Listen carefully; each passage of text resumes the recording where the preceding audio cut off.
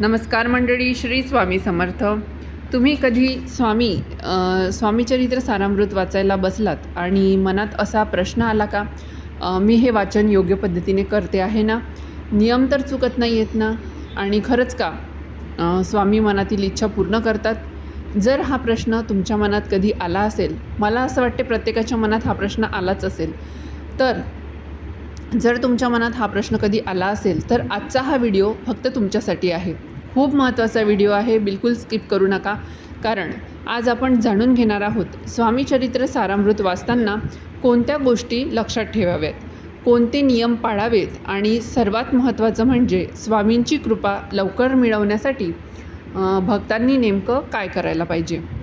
मंडळी, शेवटपर्यंत हा व्हिडिओ नक्की पहा, कारण शेवटी मी तुम्हाला अशी एक छोटी पण प्रभावी गोष्ट सांगणार आहे, जी अनेक भक्तांच्या आयुष्यात बदल घडून घेऊन आलेली आहे. श्री स्वामी समर्थ. नमस्कार, मी किरण तुमचं आपल्या आम्ही अमरावतीकर या यूट्यूब चॅनलवरती मनापासून स्वागत करते. आजचा विषय खूप खास आहे. स्वामीचरित्र सारामृत वाचताना या गोष्टी जरूर लक्षात ठेवा. स्वामींची कृपा तुमच्यावर नक्कीच राहील.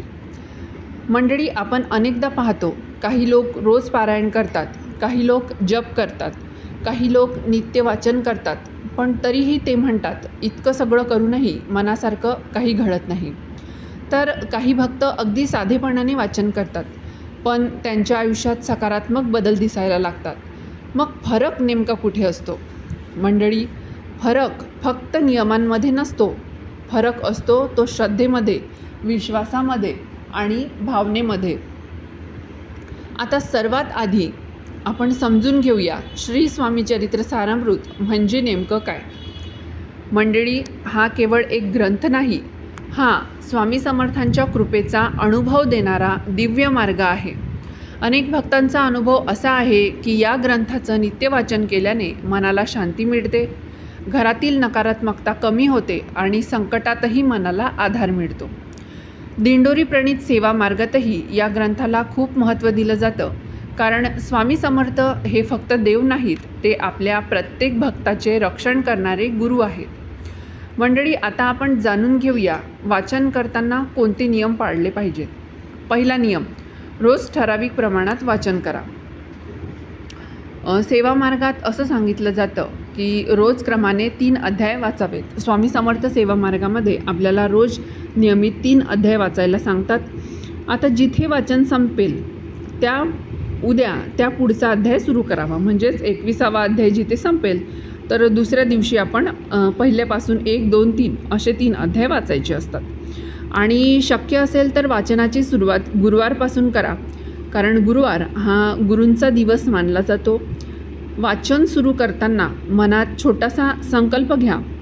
स्वामी, मी श्रद्धेने हे वाचन सुरू करते आहे, माझं मन शांत करा, मला योग्य मार्ग दाखवा.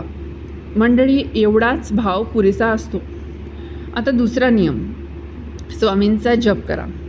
वाचनाच्या आधी किंवा वाचनाच्या नंतर श्री स्वामी समर्थ या मंत्राचा जप करा. बरेच आपण कसं करतो,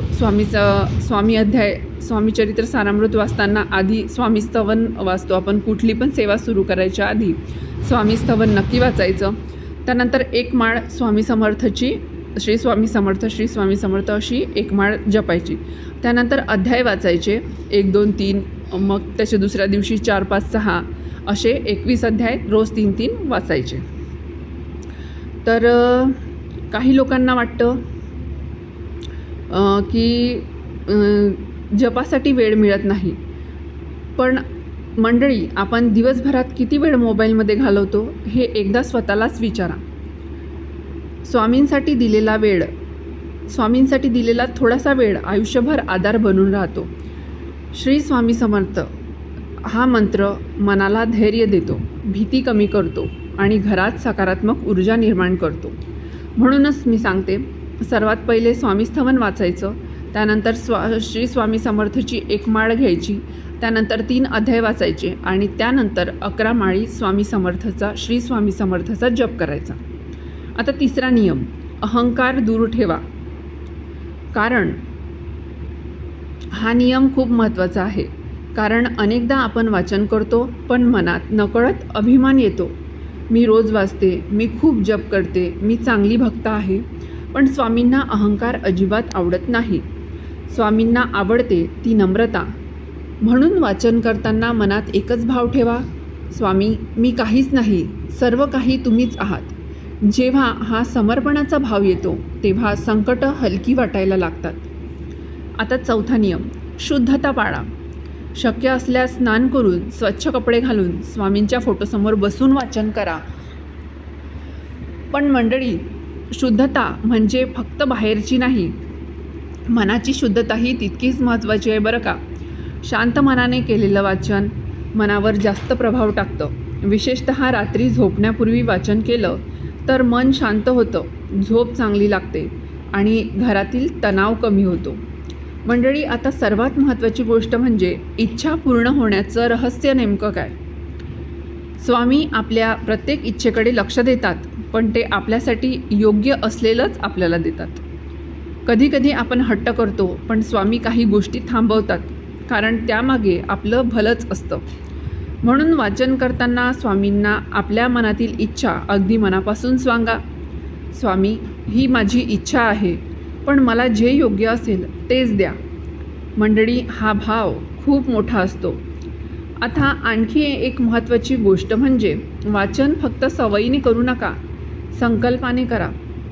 उदाहरणार्थ, स्वामी माझ्या घरात शांतता राहावी म्हणून मी 11 दिवस नित्य वाचन करेल, किंवा माझ्या मुलाच्या शिक्षणासाठी मी श्रद्धेने पारायण करेल. पण एक गोष्ट लक्षात ठेवा, संकल्प घेतला की तो पूर्ण करा, कारण स्वामी आपल्या भक्तांची श्रद्धा पाहतात. मंडळी, अनेक भक्तांचे अनुभव असे आले आहेत की वाचन सुरू केल्यानंतर घरातील भांडणं कमी झाली, काहींना नोकरी मिळाली, काहींची अडलेली कामं पूर्ण झाली, तर काहींच्या आयुष्यात मानसिक शांती आली. ही जादू नाही मंडळी, ही आहे स्वामींची कृपा. आता वाचनाचे काही महत्त्वाचे फायदे आपण पाहूया. पहिला फायदा काय आहे? मनाला आधार मिळतो. दुसरा फायदा, भीती आणि अस्वस्थता कमी होते. तिसरा फायदा, घरात सकारात्मक वातावरण तयार होते. आणि चौथा आणि सर्वात मोठा फायदा म्हणजे मन शांत होतं. आजच्या काळात मनशांती ही सर्वात मोठी गरज आहे. मंडळी, आता काही सोप्या टिप्स वाचनासाठी मी तुम्हाला सांगते. तर वाचनासाठी एक ठराविक वेळ ठेवा. वाचन करताना मोबाईल बाजूला ठेवा. वाचनासाठी एक ठराविक वेळ ठेवा, म्हणजे आज तुम्ही सकाळी पारायण केलं, उदाहरणार्थ 7 वाजता किंवा 8 वाजता किंवा 10 वाजता, जेव्हा पण तुम्ही पारायण करत आहात, दुसऱ्या पण दिवशी त्याच वेळेला पारायण करायचं. 5-1 मिनटाचा फरक पडला तर काही होत नाही, पण त्याच वेळेला बसण्याचा प्रयत्न करायचा. आज सकाळी 10 वाजता करताय, मग उद्या 12 वाजता, परवा 2 वाजता, असं चालणार नाही. वाचनाची एक ठराविक वेळ खूप महत्त्वाची असते. जर तुम्हाला स्वामींचा आशीर्वाद प्राप्त करून घ्यायचा असेल तर वाचनाची वेळ खूप महत्त्वाची आहे. वाचन करताना मोबाईल बाजूला ठेवा, छोटासा दिवा लावा, धूप लावा आणि 2 मिनिटे डोळे बंद करून स्वामींचं नाव घ्या. वाचन झाल्यावर लगेच उठू नका. थोडा वेळ तिथेच देवासमोर शांत बसा, कारण त्या शब्दांचा परिणाम मनावर बसायला वेळ लागतो. आणि शेवटी मंडळी, एक गोष्ट नेहमी लक्षात ठेवा, कृतज्ञता. तुमच्या आयुष्यात कितीही अडचणी असल्या तरी रोज एकदा स्वामींना मनापासून म्हणा, हे स्वामी महाराज, तुम्ही जे काही दिलं त्यासाठी मनापासून धन्यवाद. मंडळी, जिथे विश्वास आणि कृतज्ञता असते तिथे स्वामींची कृपा नक्की असते. म्हणून जर तुम्ही अजून स्वामी चरित्र सारामृत वाचन सुरू केलं नसेल तर आजपासूनच सुरू करा. म्हणजे गुरुवारपासून सुरुवात करा. श्रद्धा ठेवा, नियम पाळा आणि सर्वात महत्त्वाचं म्हणजे स्वामींवर पूर्ण विश्वास ठेवा.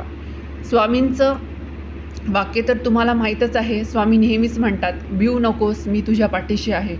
स्वामी आपल्या पाठीशी नेहमी असतात. चिंता करू नका, सगळं स्वामींवर सोपवा.